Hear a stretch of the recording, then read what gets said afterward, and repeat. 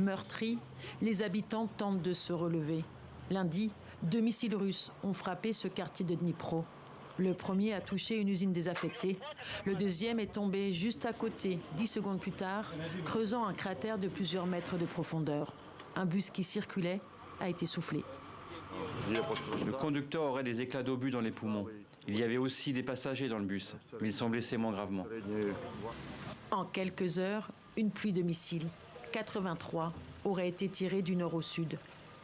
19 personnes tuées, des dizaines blessées, selon les autorités ukrainiennes. Dans la soirée, Volodymyr Zelensky s'est rendu à Kiev, sur le lieu d'une frappe, pour affirmer haut et fort que l'Ukraine, loin de se laisser intimider par ces attaques massives, allait reconstruire, et au plus vite, les installations énergétiques détruites.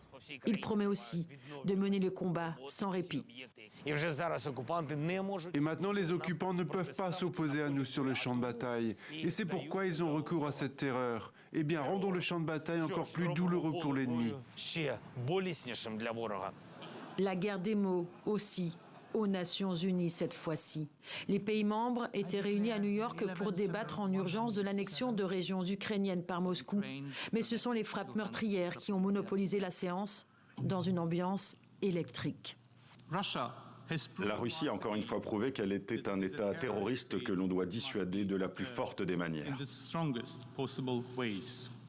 Et le diplomate russe de comparer le régime de Kiev à la plus scandaleuse des organisations terroristes, 2 jours après l'explosion qui a sérieusement endommagé le pont de Crimée. Après ces frappes russes, l'ONU s'attend à une nouvelle vague de réfugiés.